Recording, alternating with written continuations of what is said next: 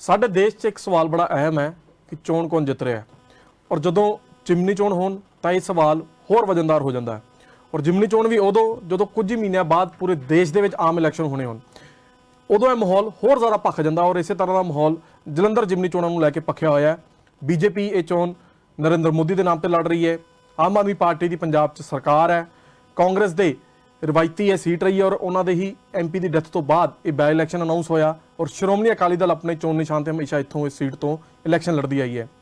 ਮਾਹੌਲ ਭਖ ਚੁੱਕਿਆ ਹੈ, ਮੁਕਾਬਲਾ ਬੜਾ ਕੜਾ ਹੋ ਚੁੱਕਿਆ ਔਰ ਇਸੇ ਮੁਕਾਬਲੇ ਤੇ ਗੱਲਬਾਤ ਕਰਨ ਲਈ ਅੱਜ ਸਾਡੇ ਨਾਲ ਸਟੂਡੀਓ ਦੇ ਵਿੱਚ ਗੁਜਰਾਤ ਦੇ ਸਾਬਕਾ ਮੁੱਖ ਮੰਤਰੀ ਤੇ ਪੰਜਾਬ बीजेपी ਦੇ इंचार्ज विजय रूपानी जी ने। रूपानी साहब, स्वागत आपका दैनिक सवेरा पे। जैसे मैंने शुरुआत की कि ये मुकाबला बड़ा कड़ा मुकाबला है और कुछ ही महीनों बाद पूरे देश में आम चुनाव होने और पंजाब में लगातार बीजेपी अपना विस्तार कर रही है, लगातार कोशिशें कर रही है कि बीजेपी में भी बीजेपी जो है पंजाब में स्टैंड हो सके और ये आपका सेमीफाइनल है। आप इस चुनौती को कैसे देख रहे हैं? मुझे लगता है कि पंजाब की जनता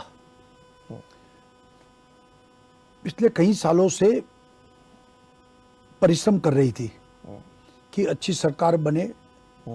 पंजाब पहले जो खुशहाल था, पंजाब समृद्ध था, पंजाब हर क्षेत्र में आगे था, वो कई सालों से बिछड़ गया है। और लोग अलग अलग प्रयत्न, अलग अलग सरकारें बनाई। उन्होंने अकाली की सरकार बनाई, उन्होंने कांग्रेस की सरकार बनाई, उन्होंने आम आदमी पार्टी की सरकार बनाई और अंत में भी एक साल हुआ ही 2/3 से ज्यादा बहुमत आम आदमी पार्टी को पंजाब की जनता ने दी। आज जनता पछता रही है क्योंकि एक साल में सारे झूठे वादे, झूठ के आधार पर चलने वाली सरकार का मोह भंग हो गया है लोगों का। दूसरा कि जिस तरीके से देश प्रगति कर रहा है मोदी जी के नेतृत्व में, भारतीय जनता पार्टी की जिन जिन स्टेटों में सरकार है, यूपी से लेकर हमारी सरकार गोवा तक चल रही है, तो सभी सरकार का बेस्ट परफॉर्मेंस है। तो पंजाब की जनता अब भारतीय जनता पार्टी पर मिट मान रही है। उनको आशा है कि अब भाजपा ही, मोदी जी पंजाब को खुशहाल करेंगे, पंजाब को आगे बढ़ाएंगे। इसलिए इस चुनाव में मुझे लगता है कि लोग मोदी के नाम पर वोट करेंगे। मेरे दो प्रश्न है कि जैसे आपने बात की कि मोदी के नाम पे वोट पड़ेगी, तो 2014 में भी आपने देखा कि वो मोदी फैक्टर पंजाब में नहीं चल पाया, फिर इसी तरह 2019 में भी वैसे नतीजे नहीं आ पाए। एक तो ये प्रश्न है कि आपको लगता है कि इस बार मोदी फैक्टर यहाँ पे चल पाएगा और पहले क्यों नहीं चल पाया? और दूसरा प्रश्न ये कि कई साल यहाँ पर बीजेपी की भी गवर्नमेंट रही है, लोगों ने बीजेपी की सरकार भी देखी है, तो लोगों ने तब भी बीजेपी पर क्यों भरोसा नहीं किया होगा? देखिए, पहला प्रश्न जो आपने बताया वो मैंने इसलिए बैकग्राउंड में बताया कि लोगों ने 14 में, 19 में बीजेपी को नहीं स्वीकारा, लेकिन अब बाकी पार्टियों को स्वीकारने के बाद पिछले 10-15 साल में जो जनता थक गई है और इसलिए अब बीजेपी को स्वीकार रहे। और मैंने इसलिए बताया कि जहां जहां भाजपा की सरकार है वहां परफॉर्मेंस है और हम विकास की राजनीति कर रहे हैं। और दिल्ली में भी मोदी जी की सरकार ने जो वादे किए थे वो पूरे हो रहे हैं और गंभीर समस्या भी उन्होंने सुलझाई है, जैसे राम जन्मभूमि का मामला हो, आर्टिकल 370 की बात हो, कॉमन सिविल कोड की बात हो, पूरे विश्व में भारत का परचम लहराया। ये सारी बातें लोगों के सामने पड़ी हुई है। इसलिए भारतीय जनता पार्टी को अब लोग, पंजाब की जनता भी स्वीकारेगी। दूसरी बात आपने बताई कि दूसरा प्रश्न क्या था आपका? कि आपकी सरकार रही भी है। हाँ, हमारी सरकार, ये शब्द प्रयोग से मैं थोड़ा डिफरेंस हूँ, क्योंकि जिसका मुख्यमंत्री होता है उनकी सरकार बनती है। भाजपा के मुख्यमंत्री कोई नहीं बने अभी तक, अकाली के मुख्यमंत्री रहे, हम उनके छोटे भाई थे, वो हमारे बड़े भाई थे। हमको 20-22 सीटें मिलती थी जब जब सरकार में थे तब, और ज्यादातर सीट अकालियों के पास रहती थी। ज्यादातर वो लड़ते थे, हम कम लड़ते थे। और मुख्यमंत्री तो अकाली के ही रहे। तो मैं भी मुख्यमंत्री था और पूरी गवर्नमेंट मुख्यमंत्री ही चलाते हैं। सभी नीतियां, पॉलिसी वो मुख्यमंत्री के पास ही रहती है, कोई मंत्री के पास नहीं रहती है। इसलिए मैं मानता हूं कि हमने कोई सरकार नहीं चलाई है। हम सरकार के एक हिस्से थे और सरकार चला रहे थे अकाली। चलो, अकाली दल के साथ रिश्ते पर भी मैं आऊंगा, पर अभी क्योंकि आपका मुकाबला आम आदमी पार्टी के साथ है, 1 साल हुआ उनकी पार्टी को सरकार बनाए हुए, और जिस तरह 92 एमएलएज उनके बने, वो ये दावा कर रहे हैं कि उन्होंने बहुत सारे काम किए, उन्होंने ईमानदारी ले आए स्टेट में, वो उन्होंने इनकम बढ़ा दी है। इसलिए इस प्रचार के साथ वो इस जिमनी चोन में भी, इस बाई इलेक्शन में भी ग्राउंड पे काम कर रहे हैं। तो आपको नहीं लगता कि आपका मुकाबला बड़ी चुनौती दे रहे हैं आपको? वो तो दावा कर रहे हैं कि हमने बहुत काम किया है। देखिए, सिंगूर का परिणाम क्या आया? खुद चीफ मिनिस्टर भगवंत की वो सीट भी वो लोग हार गए, और तुरंत ही विधानसभा के चुनाव के बाद तुरंत ही था, फिर भी हार गए। और आज परिस्थिति वो लोग भी स्वीकार रहे हैं कि उनका ग्राफ नीचे जा रहा है। लॉ एंड ऑर्डर की स्थिति इतनी खराब हो गई है जो पहले भी कभी ऐसी नहीं थी। और जनता त्रस्त बन गई है, त्रस्त हो गई है। 4 एमएलए तो उनके करप्शन में पकड़े गए हैं। इसका जो उन्होंने वादे किए थे, जो चित्र बताया था, उससे विपरीत पर चल रहा है। बावजूद उसके रूपानी साहब, उनकी पार्टी में धड़ाधड़ लीडर्स जो हैं वो ज्वाइनिंग कर रहे हैं। एक ही लीडर आपकी पार्टी में से भी गए, कांग्रेस की पार्टी में से भी गए। आप पे आरोप लगता है, मैं सवाल हमारी पार्टी में से एक ही व्यक्ति गए हैं, लेकिन आम आदमी से कई लोग हमारे में आए हैं। अकाली वो आप पे आरोप लगाते थे कि ऑपरेशन लोटस चलाते हैं, आप 25-25 करोड़ रुपए लेके आते हैं। देखिए, वो सारा झूठी बात कह रहे हैं। बताइए ना, कहाँ पैसा गया, कहाँ किसको मिला, क्या हुआ? हमने उस वक्त भी बताए थे। हमने पुलिस कंप्लेन की है, आज भी एक स्टेप नहीं लिया है। पंजाब की पुलिस है, हमने कंप्लेन भी किया है कि ये सारा झूठा है, उसकी जांच होनी चाहिए, और ये झूठ फैला रहे उस पर एक्शन होना चाहिए। पर ये आप क्या समझते कि अभी जैसे चलिए बीजेपी में से भी एक जन गए हैं, कुछ यहाँ के जो जलंधर के वर्कर थे वो उन्होंने बीजेपी ज्वाइन की, कांग्रेस के साहब जो एक्स एमएलए हैं वो ज्वाइन करते हैं, उन्हीं को उम्मीदवार बनाते हैं, और भी बड़े बड़े लीडर ज्वाइन करते हैं। तो फिर ऐसी स्थिति में आम आदमी पार्टी लीडर्स जो हैं वो ज्वाइन क्यों कर रहे हैं? मैं कह रहा हूँ, कोई बड़ा लीडर ने ज्वाइन नहीं किया है। हमारे में से एक आपकी पार्टी आने वाले दिनों में कोई सर्जिकल स्ट्राइक करेगी इस तरह की? नहीं, हमारी पार्टी में से एक व्यक्ति गया है। मैं इतनी साल मेरी पॉलिटिक्स में गई है, कई साल में एक्टिव हूं। भारतीय जनता पार्टी में voters committed to BJP, committed to Modi, उससे कोई फर्क पड़ने वाला नहीं है। और दूसरी बात कि बहुत सारे लोग हमारी पार्टी में आए, कांग्रेस, अकाली, आम आदमी पार्टी से निकलकर। वो इसलिए आ रहे हैं, सब देख रहा है कि आने वाला दिन बीजेपी का है। कोई बड़ा चेहरा भी लेकर आ रहे हैं आप? वो तो आता ही रहता है, हम करते ही रहते हैं। आ रहा है क्योंकि मैंने मैंने आज प्रेस कॉन्फ्रेंस में भी बताया है कि हमारी पार्टी एक गंगा जैसा प्रवाह है, उस पर सब लोग आ सकते हैं। हमने हमारा द्वार कभी बंद नहीं किया है। अच्छे लोग आए, राष्ट्र पुनर्निर्माण का काम में लगे, देश के लिए काम करे, उसका स्वागत है हमारे लिए। पर रूपानी साहब, जैसे आप बात कर रहे हैं कि पार्टी में लोग शामिल हो, हमने देखा कि पिछले समय में बीजेपी में बहुत ज्यादा जो दूसरी पार्टियों के लीडर जो हैं बीजेपी ज्वाइन करते हैं, खासकर पंजाब में। और अभी जैसे आप बता रहे हैं कि मोहिंदर भगत पुराने बीजेपी के वर्कर थे, वो छोड़ के आम आदमी पार्टी में गए, और कई वर्कर्स हम देख रहे हैं सोशल मीडिया पर नाराजगी जता रहे हैं। आपको लगता है कि जैसे जैसे बीजेपी अपना पंजाब में विस्तार कर रही है, नए लीडर्स को पार्टी में लेकर के आ रही है, तो जो पुराना काडर है आपका वो कहीं ना कहीं नाराज हो रहा है आपसे? मैंने बता रहा, एक भी महेंद्र भगत से छोड़कर अब बताइए कौन नाराज है हमारे यहाँ? सब काम कर रहे हैं, सबको जिम्मेवारी दी है, पुराने को भी दी है, नए लोगों को भी दी है, और सबको साथ में लेकर हम काम कर रहे हैं।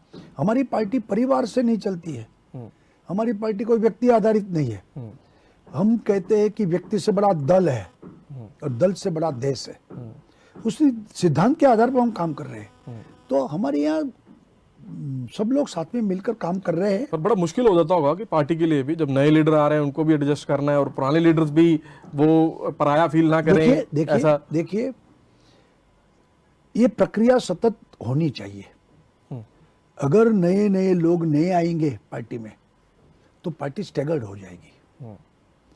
वो आना ही चाहिए और पुराना लोगों को योग्य सम्मान भी पार्टी में होना चाहिए। नए लोगों को स्थान, पुराने को सम्मान, ये हमारा ऑर्गेनाइजेशन का वो भी एक सिद्धांत है और इसके आधार पर बैलेंस कर रहे हैं हम लोग।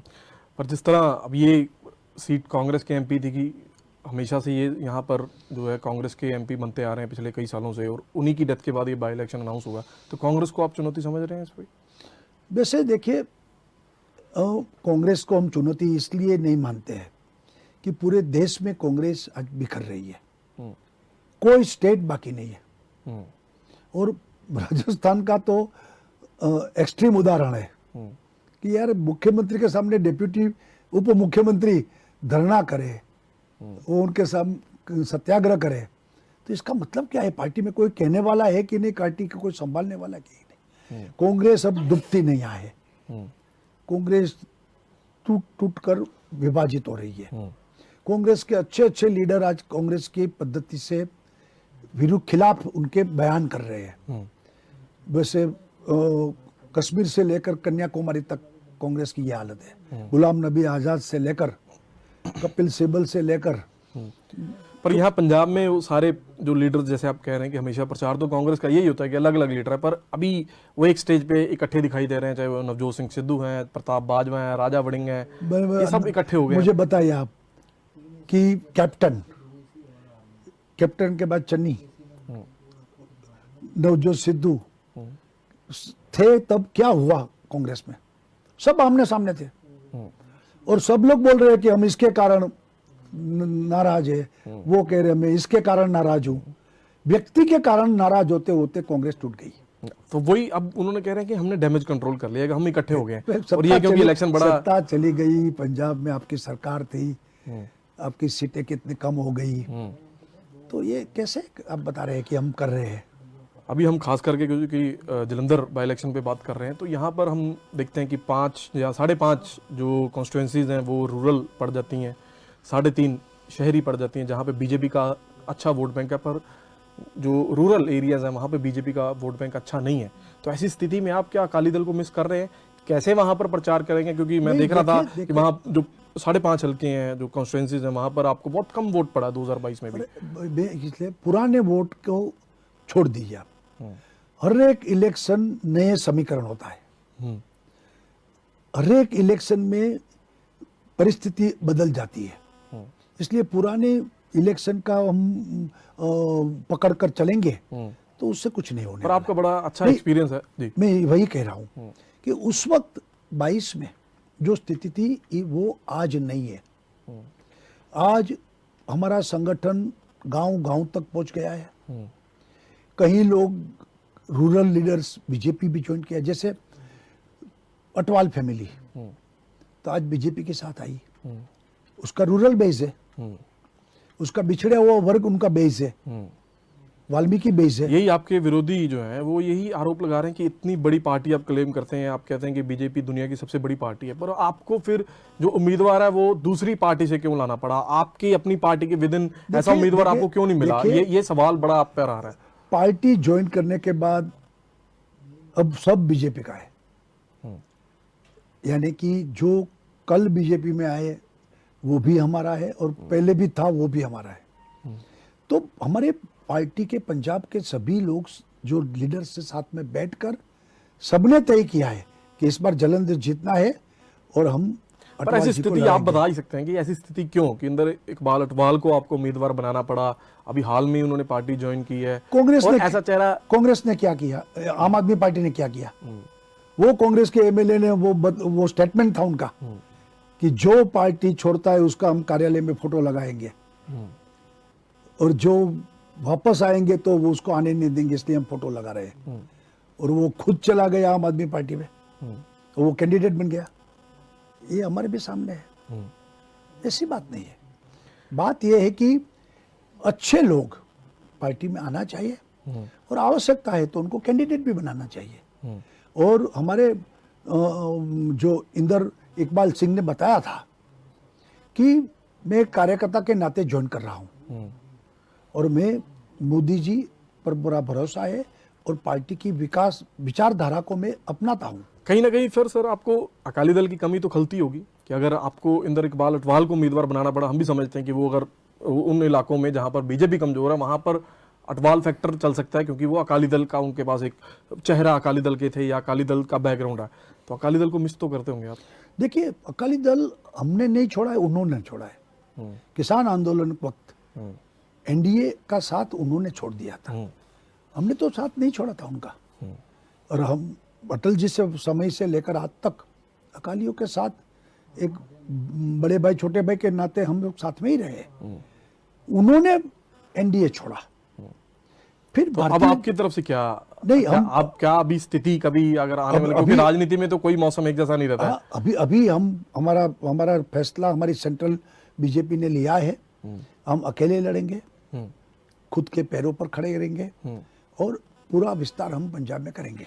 दूसरी तरफ आपने 2022 में अकाली दल संयुक्त के साथ सुखदेव सिंह ढींडसा की जो पार्टी थी उनके साथ अलायंस किया था। अभी हाल में उन्होंने जलंधर में मीटिंग की है 2 दिन पहले और वो भी कह रहे हैं कि हम अपना उम्मीदवार उतार देंगे, मतलब वो अलायंस कहीं ना कहीं पे टूटता नजर आ रहा है। नहीं टूटेगा, मुझे पूरा भरोसा है कि उन्होंने ये कहा कि बीजेपी ने हमारे वर्कर्स को इग्नोर किया। उनका ये आरोप है कि जब ये बीजेपी बाई इलेक्शन की तैयारी कर रही है तो हमारे साथ कोई भी फॉर्मल बातचीत नहीं की है, तो ऐसी स्थिति क्यों है उनके साथ? नहीं, देखिए, बीजेपी का अपना ही कोई फैसला करना है तो वो विद इन पार्टी होता है। अगर जिन मुद्दे पर अलायंस है उसका कुछ फैसला लेना है तो हम अलायंस के लोगों के साथ बैठकर फैसला लेते हैं। जैसे एनडीए में जो हमारे साथ है, तो बीजेपी जो फैसला करती है तो सब बीजेपी इनर पार्टी जो। क्या अभी आपके साथ है सुखदेव सिंह ढींडसा हमारे पार्टी को आप साथ लेकर हमारे साथ ही है? अभी उनकी 2-3 दिन में आपकी कोई बात हुई है आपकी पार्टी की? क्योंकि वो तो कह रहे हैं कि हम अपना उम्मीदवार उतारेंगे। हमारी पार्टी का पूरा संपर्क उनके साथ जुटा हुआ है, हमारे साथ ही रहेंगे वो, और वो हमारे कैंडिडेट को सपोर्ट भी करेंगे। आज अरविंद केजरीवाल ने प्रेस कॉन्फ्रेंस की है, जो सीबीआई का उनको नोटिस आया, तो वो कह रहे हैं कि अगर मैं बेईमान हूँ, अगर मैं ईमानदार नहीं हूँ तो फिर कोई भी ईमानदार नहीं है। वो कह रहे हैं कि मैं सबसे ज़्यादा ईमानदार हूँ, अगर मैं भ्रष्ट हो सकता हूँ तो फिर ईमानदार कोई भी नहीं है। तो उन्हीं की पार्टी की यहाँ सरकार चल रही है, उन्हीं के चेहरे पे यहाँ पे वोट पड़े हैं, तो ऐसे में बीजेपी अपने आप को पूरे स्टेट में कैसे स्ट्रॉन्ग कर रही है? फिर देखिए, एक अलग मुद्दा है बेईमानी ईमानदारी। सवाल है कि बीजेपी तो सिर्फ विकास के मुद्दे पर ही आगे बढ़ेगी। हमने नारा दिया है कि 9 साल कांग्रेस के एमपी रहे, 9 साल में जलंधर की स्थिति क्या है, जनता जलंधर की विचार करे। जलंधर का विकास संपूर्ण रुक गया है, स्टॉप हो गया है। हम वादा करते हैं, हमारी सरकार है दिल्ली में, कि 9 महीना मिलेगा हमारे नए प्रत्याशी को। 9 साल में नहीं हुआ, वो 9 महीने में हम कर देंगे। आप किस पार्टी को फिर अपना बड़ा चैलेंज समझ रहे हैं, आम आदमी पार्टी, कांग्रेस या अकाली दल को? देखिए, किसी को नहीं, किसी के साथ तो आपको मुकाबला, आप तो जो देखिए हमारा मुकाबला किसी के साथ नहीं है।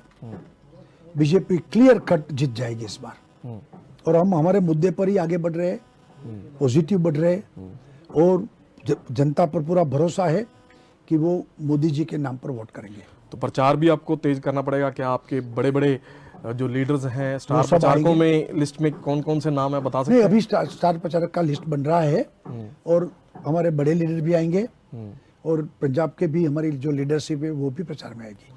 अब पूरे पंजाब की अगर मैं बात करूं तो पूरे पंजाब में बीजेपी की स्थिति को आप, जब से आप इंचार्ज बने हैं, और मेरे को लगता है कि आपका सबसे पहला बड़ा टेस्ट होगा बतौर इंचार्ज, आप बीजेपी की स्थिति को कहां पर देख रहे हैं?